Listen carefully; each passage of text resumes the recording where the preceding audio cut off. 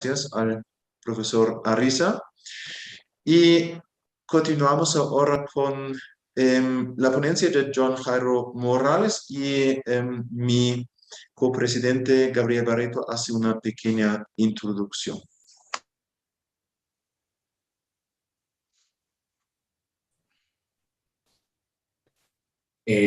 Vamos a escuchar la ponencia del profesor John Jairo Morales.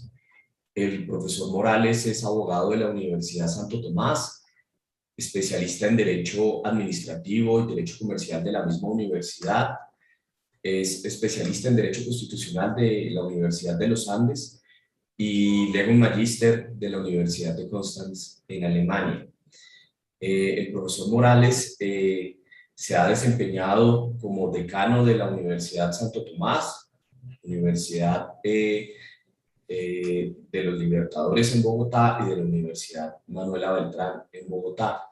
Actualmente es conjuez de la Sala Segunda del Consejo de Estado. También es miembro de la lista de árbitros obligatorios de la Corte Suprema de Justicia de la Sala Laboral. Y también pertenece a la lista de árbitros A de diferentes cámaras de comercio en Bogotá. Profesor Morales, buenos días. Buenos días, bueno, muchas gracias. Muy buenos días en Colombia y buenas tardes en Alemania. Un atento saludo a los señores copresidentes de la Asociación Colombo-Alemana de Juristas, los profesores Michael Stoiba y el profesor Gabriel Barreto, a los señores miembros del Consejo Académico de la Asociación, al profesor Martin Ibla y al profesor George Eisele, apreciados colegas de la Asociación, colegas profesores, público en general. Para mí es un honor esta segunda invitación que me realiza la asociación de la cual hago parte y me siento muy honrado de la misma. El tema que me corresponde es frente a la reforma dada por la ley 2080 de este año, frente a la 1437, que son las funciones que se establecen para el Consejo de Estado. Frente a este marco de la temática, vamos a dividir este tema en dos partes.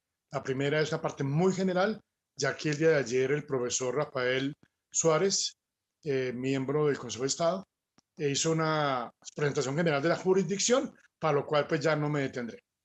Vamos a señalar entonces, primero que todo, que después de 1991, todo el tema del Consejo de Estado obtuvo dos normas, la ley 1437 y la ley 2080 de este año. La ley 1437, de la cual hice parte de la comisión redactora por ser miembro del gobierno nacional, fue un ajuste a la Constitución de 1991, adecuando todo el tema de lo que son los derechos fundamentales, la nueva visión del Estado desde la perspectiva del Estado social, del Estado de Derecho, Estado democrático y, lógicamente, mirando toda la nueva tendencia, la nueva orientación que tiene el concepto de Estado hoy por hoy. De esta manera, entonces, se da esa reforma, la ley 1437. Viene luego lo que es la 2080, que es la que nos va a dar a nosotros unas nuevas funciones y es una especie de ajuste a la 1437 y a unas prácticas que se están dando de manera judicial. El 25 de enero de este año se sanciona esta ley 2080, por medio de la cual pues, se introducen modificaciones a la 1437 y de allí vamos a destacar únicamente los temas más importantes de lo que fue la modificación y reforma para entrar a mirar ya el tema que me compete, que son las funciones de la sala de consulta y servicio civil a la luz de esa reforma. Y entraríamos en unas conclusiones y unas meditaciones frente a qué puede darse a futuro frente a una nueva normativa, frente a la sala de consulta y las funciones jurisdiccionales que tiene el Consejo de Estado. Vamos a decir primero que destacamos que hay unos nuevos avances frente al tema de la tecnología, va a implicar una cultura digital. Se propugna, en segundo lugar, por reducir la congestión judicial, acercar más el ciudadano a la jurisdicción y así hay una distribución armónica de competencias entre el Consejo de Estado y los tribunales. De esa manera también se hace una modificación como tercer elemento a lo que es la extensión de jurisprudencia. Un cuarto elemento es el fortalecimiento que se le da a la sala de lo contencioso administrativo en pleno frente al fortalecerlo como un tribunal supremo en la jurisdicción contenciosa. La otra es frente al tema de la digitalización, es la de presentación de peticiones de esta manera. Y también la notificación electrónica, el expediente electrónico.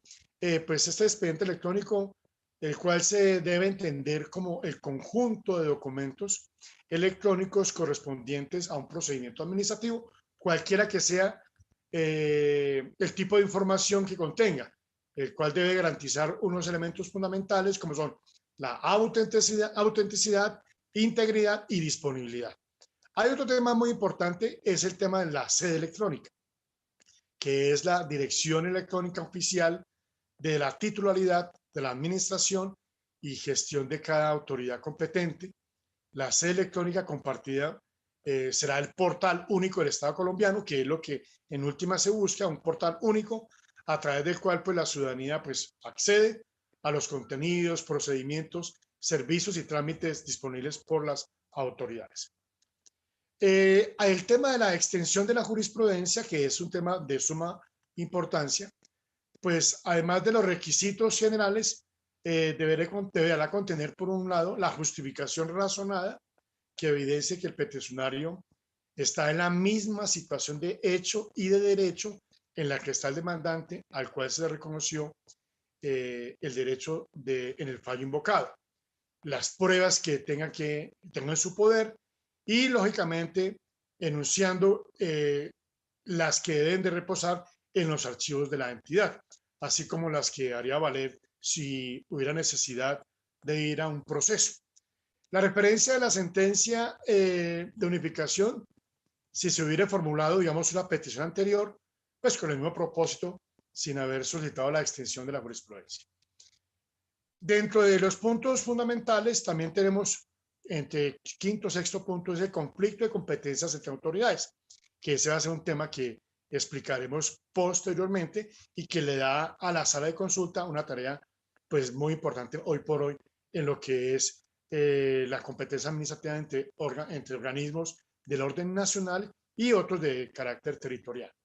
Por otra parte viene el control automático de legalidad, que ese es un tema que se hace por parte del Consejo de Estado frente a ciertos actos, que ya el profesor Rafael el día de ayer lo comentó y no, pues sobra volver a retomar.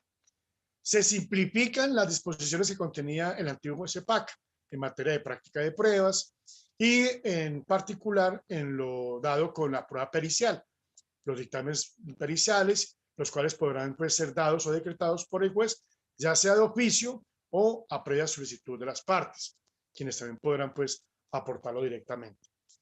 Otro punto muy interesante aquí es el fenómeno de la sentencia anticipada. Pues obviamente aquí se da esa facultad de que dice por ahí. El juez podrá hacerlo a la audiencia inicial, pues cuando se trate de asuntos de puro derecho y no haya que practicar pruebas, se solicite, digamos, tener como pruebas las existentes, las documentales allegadas con la demanda y la contestación. Siempre pues que no haya una tacha o desconocimiento en su contra. O cuando las pruebas solicitadas sean igualmente inconducentes o, digamos, inútiles. Bueno, digamos, esa sería como una generalidad frente al punto. El otro punto, el punto octavo, es la eliminación de la posibilidad de interponer ciertos recursos de apelación en ciertos casos, pero no me va a detener a explicar el punto porque es muy procesal. Y así pues va a indicar también la reforma que no es susceptible de recursos ordinarios, con el fin de dar, digamos, más agilidad al trámite y de esa manera dar más eficiencia y optimización de tiempos. Ya frente a lo que es la sala de consulta, digamos, esa es una parte muy general de lo que fue la 2080, ¿sí?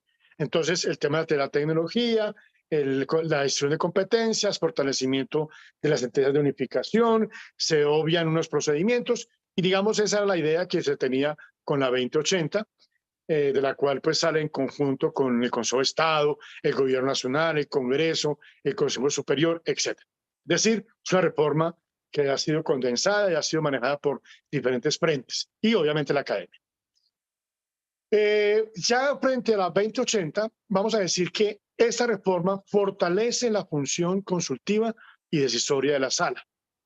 Recuerdan que ayer el profesor Rafael nos daba 12 funciones que tiene la sala de consulta. En general, pues, le va a atender consultas del Gobierno Nacional, ser también frente a actos legislativos y normas, frente a ciertos temas, coayudar en el gobierno en compilación y otros temas que de una manera u otra pues se encuentran en la Constitución, en la ley estatutaria y en la misma ley 1437, que ha modificado algunas de estas tareas.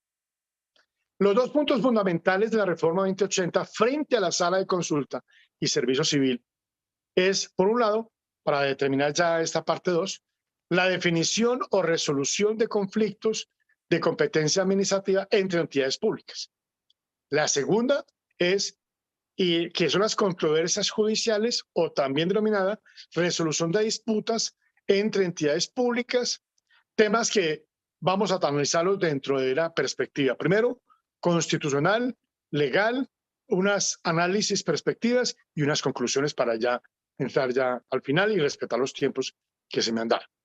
Dentro de los aspectos constitucionales, si bien es cierto, ya el profesor Rafael ayer lo decía, la norma 237.3 señala las atribuciones del Consejo y nos va a decir, para el caso nuestro, la sala de consulta, actuar como cuerpo supremo consultivo del gobierno en asuntos de la administración, debiendo ser necesariamente oído en todos aquellos casos que la Constitución y la ley lo determinen. Entonces, estas funciones, entre ellas está, por ejemplo, el paso de tropas extranjeras, etcétera, que ya ayer se explicaba. Digamos, esa es la norma derivada, la norma constitucional nuclear fundamental que le va a dar la competencia al Consejo de Estado en su sala consultiva. Recuerden que esa fue la manera de cómo inicia el Consejo de Estado, no solamente en Francia, sino también aquí en Colombia. Y a propósito, en el mes pasado se cumplieron 200 años de esta tarea. Dentro de los aspectos legales, vamos a indicar nosotros que la ley 2080 va a hacer unas reformas a la norma 112 de CEPACA, donde nos va a hacer referencia a la integración y funciones de la sala de consulta y servicio civil, donde nos va a indicar algo muy interesante, donde va a decir, la sala cumple funciones separadas de las funciones jurisdiccionales y actuará en forma autónoma como cuerpo supremo consultivo del gobierno en los asuntos de la administración. Acá dicha normativa nos señala que los conceptos de la sala, pues en sí no son vinculantes, salvo disposiciones legales. Por otra parte, acá la sala tendrá las siguientes atribuciones, entre ellas se destaca primero la que establece la reforma, que es la de emitir concepto en relación con las controversias jurídicas que se presentan entre entidades públicas del orden nacional, o entre estas y entidades del orden territorial, es decir, esas tres esferas. ¿Con el fin de qué? Esta es la parte importante y la que quiero destacar en esta intervención. Precaver un eventual litigio, ¿sí? O poner fin a uno existente. Esta parte es interesante porque la destaco en esos dos puntos, porque vamos a ver el impacto fiscal que tiene este tipo de situaciones en el quehacer de la sala. Ya mirando nosotros dentro de este análisis, miramos ese conflicto de competencias administrativas como una función de decisión. La sala, en virtud de la misión de resolver conflictos de competencia administrativa, positiva o negativa, a petición de parte, en razón a un conflicto entre las autoridades del orden nacional o entre autoridades nacionales y autoridad territorial o descentralizada, y una tercera que es la autoridad territorial de diferentes departamentos o entes territoriales, departamentos, bajo la jurisdicción de un solo tribunal administrativo. A su vez, cabe destacar aquí la obligación legal que tiene la última autoridad que se declara competente o no de remitir a la sala la actuación, por razón pues de términos y que pueda estar por medio de un derecho fundamental afectado o amenazado o vulnerado o en tentativa de afectación. La reforma, además de ratificar esta competencia, amplía el plazo para la resolución de ese conflicto de 20 a 40 días. Bueno, aquí es un término pues que se amplía en el doble y eso fue en virtud de la práctica que se está dando en la sala.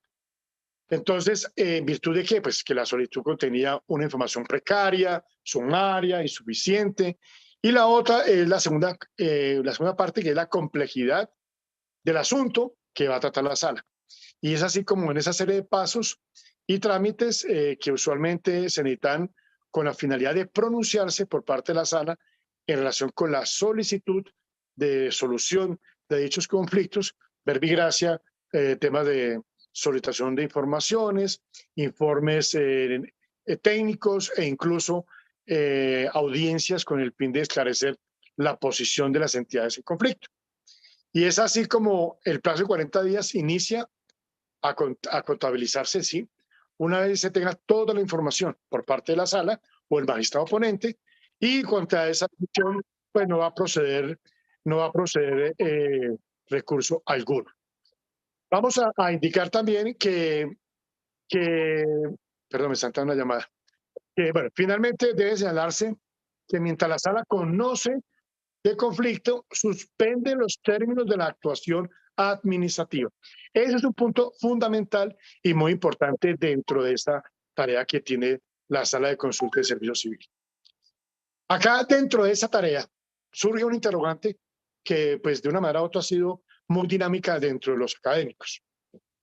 Se pregunta, ¿los 20 días adicionales pueden impactar el derecho fundamental de petición? Entonces aquí se han visto, pues, de una manera u otra, una solución, pues, que me parece muy válida, donde se considera que se impactaría esos casos, pero de violación de derechos fundamentales, pero en el caso de que sea una competencia negativa, más no una competencia positiva. Esto, pues, nosotros podemos mirar el artículo 14 de la ley estatutaria del derecho de petición, la ley 1755, donde se establece que es deber de la autoridad informar esa circunstancia al interesado antes del vencimiento del término señalado en la ley, expresando o dando las razones o motivos de la demora y señalando a la vez un plazo razonable y prudente en que se va a resolver se va a dar respuesta a esa petición, y que obviamente no podrá exceder del doble del que inicialmente se ha previsto. Eso será frente a ese primer punto. Ya frente al punto 2 de las controversias judiciales, o también denominada resolución de disputas entre entidades públicas, es aquí una función preventiva no obligatoria de la sala de consulta. Aquí la ley 1437 dio también un avance importante en la controversia relativa. ¿A cuál? A la misión de realizar conceptos especiales, pues para efectos de precaver un eventual litigio. Pues eso estaba, pues, consagrado en el artículo 112.7 y modificado, pues, por la 2080, que fortalece aún más esta función, como lo hemos dicho.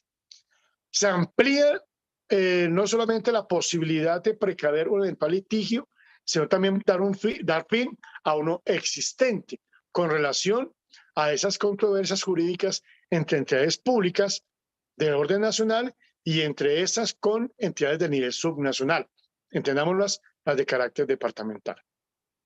Aquí yo quiero hacer un paréntesis y, digamos, hacer un informe rápido de litigiosidad del año 2020, donde la Agencia Nacional de Defensa Jurídica nos dio un informe y que es de resaltar hoy por hoy para el fin de precaver o dar fin a una controversia con entidades públicas.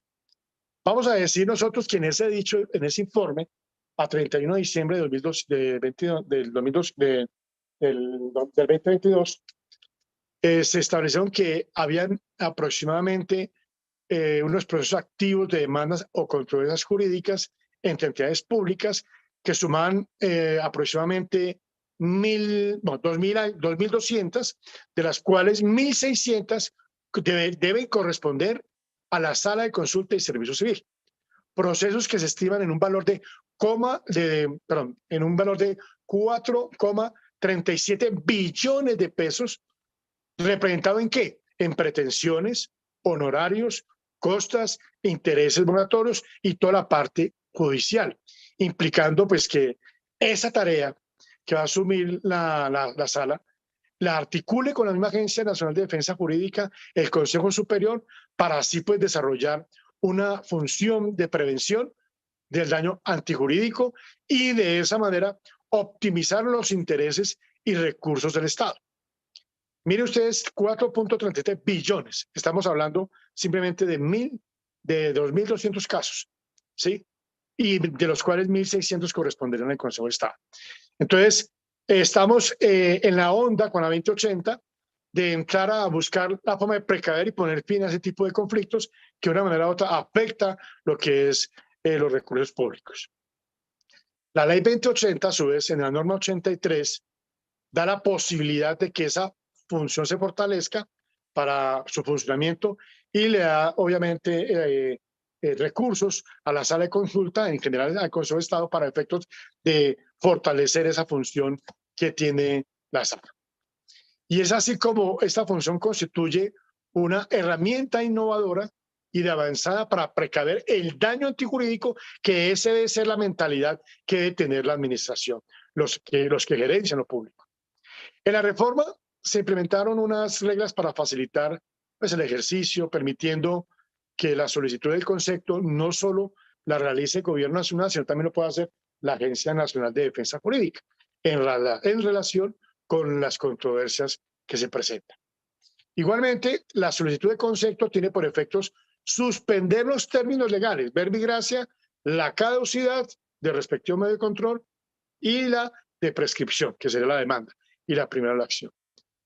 Es así como si eventualmente se interpuso demanda por la controversia jurídica, que es base del concepto de la sala de consulta, dentro de los 2 días siguientes a la radicación de la solicitud, las entidades parte del proceso judicial o la agencia deberán comunicar al magistrado oponente de la sala que su solicitud de concepto con el fin de que se suspenda automáticamente y esto pues ¿qué significa?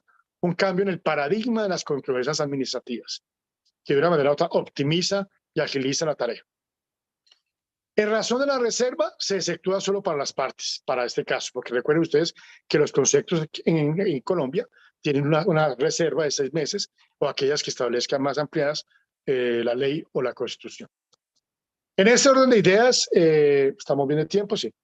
En este orden de ideas, pues en este caso la sala convocará una audiencia entre las entidades estatales involucradas con asistencia a la Agencia de Defensa Jurídica, el Ministerio Público, y podrá dictar pruebas para un mejor proveer, verbi gracia, dictámenes periciales, ya sea aportado por la parte o decretado, al igual que informes técnicos, documentos, etc. Acto seguido, una vez agota ese trámite, inicia el plazo de los 90 días para emitir concepto a la sala. Es un término prorrogable por 30 días más. Y obviamente se va a prorrogar por 2 razones. Una, por hechos sobrevinientes. Una segunda es en virtud de hechos no conocidos por la sala de magistrados en el trámite del concepto. Esto va a significar, pues, que en suma todo esto fortalece esa tarea consultiva, se contribuye al ejercicio de los principios de efectividad, eficacia, economía, celeridad y coordinación, precaviendo así un daño antijurídico, salvaguardando los recursos públicos, razones o motivos por el cual las entidades deberían utilizar este instrumento, ¿sí?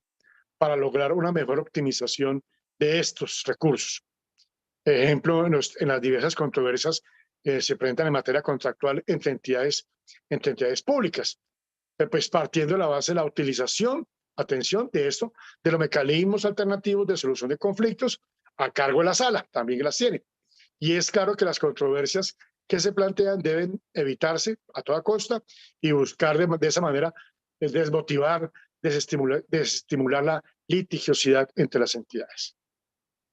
En ese segundo punto surge una interrogante que es muy importante para los que somos constitucionalistas y los que nos gusta hacer análisis de la norma más allá de, es cuando vemos si, la pregunta ¿es viable que el conflicto entre entidades públicas se vea afectado a un tercero o que se vea afectado también de una manera u otra otras entidades? Ya vamos a mirar, entonces desarrollemos el primero. Frente a los terceros. Entonces, acá primero hay que entender que la norma no señala ni prohíbe ese tipo de situaciones. Es decir, ubi lex, nec non, distinguimus debemos. La segunda implica saber qué tipo de tercero es. Entonces, si es un litis consorte necesario o cuasi necesario. Y los particulares pues, serían ¿quiénes? Los subcontratistas, proveedores de bienes o servicios, o aquellos que podrán estar afectados de manera directa o indirectamente. Esto es, digamos, frente a este punto que es de trascendencia. Ya el tema de la autonomía la miraremos más puntualmente cuando veamos cuándo el concepto puede afectar la autonomía de un ente territorial. De la 2080 destacaría yo qué puntos, dos temas importantes. Primero, uno, reitera la tarea decisoria y consultiva especial, dotando de un procedimiento y plazos mínimos para cumplir con las tareas, destacando pues, que la función de absorber consultas generales o particulares al Gobierno Nacional se mantiene incólume, igual que lo que establece la norma 112/19. La segunda es, se mantiene la separación funcional consultiva de la contenciosa, pero que ambas deben ser coordinadas. Bien, aquí unos temas ya para entrar a finalizar, unos temas a explorar a futuro, que considero yo son importantes a tener en cuenta al momento en que se va desarrollando la 2080 y que se va a tener en cuenta por parte de los estudiosos de la jurisdicción y de todo ese tema de la consulta, todos los temas de las reformas que se da en el Consejo de Estado en sus funciones. Entonces, primero sería, ¿hasta dónde el gobierno puede apartarse mejor de un concepto a sabiendas que no son vinculantes salvo disposición legal? Interesante. Segunda, en cuanto al tema de precaver o poner fin a controversias, es importante presentar la siguiente reflexión, que es referida a lo que decía anteriormente, a la solicitud que efectúa mejor el Gobierno Nacional o la agencia y se indique hasta qué punto esa iniciativa puede obligar a las entidades territoriales frente a su autonomía. Igual reflexión frente a las demás ramas y entes autónomos constitucionales. Una tercera reflexión es, en el asunto de conflicto de competencia, sería un gran avance que se pueda rechazar de plano una acción contenciosa donde la pretensión sea controvertir la falta de competencia, toda vez que la sala ya pues, se ha pronunciado y no es lógico este desgaste, ¿no? Entonces sería interesante esta propuesta a futuro de análisis. Cuarta, ampliar la solicitud de consulta entre otros órganos del Estado, tal como funciona, por ejemplo, en el derecho francés, que incluso el Congreso francés puede consultar a la sala, al Consejo de Estado ciertos temas. Y bueno, aquí, ¿por qué no sería también mirar esa posibilidad? Y ya la última, las dos últimas, es determinar cuáles temas deben ser de obligatoria consulta por parte del Gobierno Nacional y por ciertas entidades. Y la última, hay que determinar cuáles son las consultas que serían vinculantes para la administración. De esta manera, mis queridos colegas profesores y miembros de la asociación, presento mi presentación frente al tema de las nuevas funciones de la sala de consulta y servicio civil, enfocada obviamente a temas constitucionales, a la 1437 y hoy por hoy a la ley 2080, que lo que hace es fortalecer aún más las tareas, no solamente de la sala del Consejo de Estado en tarea jurisdiccional, sino también las tareas consultivas que tiene la sala de consulta y servicio civil. Muchas gracias, queridos profesores y colegas de la asociación. Dispuesto a las preguntas. Muchísimas gracias, John Jairo. Y hay una pregunta de Gabriel Barreto.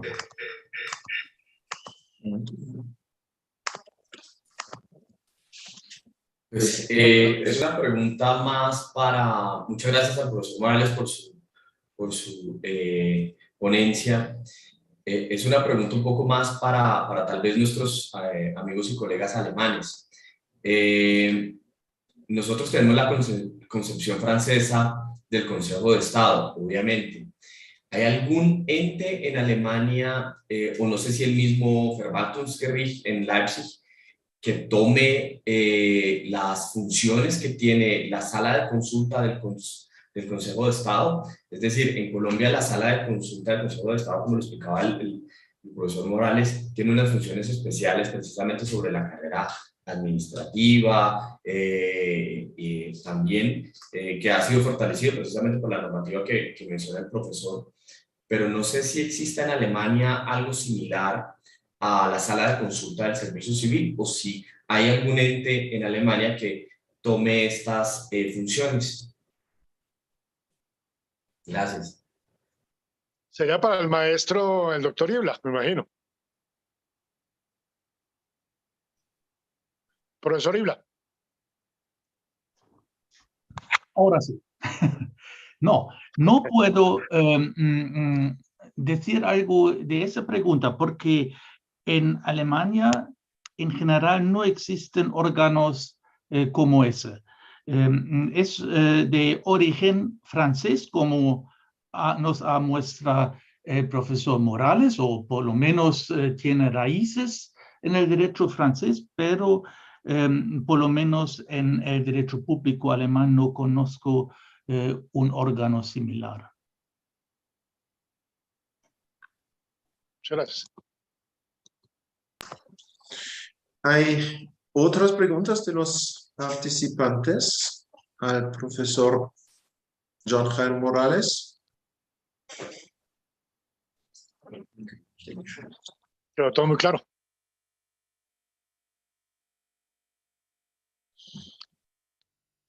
Bueno, profesor Estopa, muchas gracias por la participación y agradezco nuevamente a la Asociación Colombo-Alemana de Juristas por la invitación. Estaré muy atento para la publicación número 2. Sí, muchas gracias otra vez a John Jairo Morales por esta intervención, por participar otra vez en nuestro congreso como ponente. Y continuamos.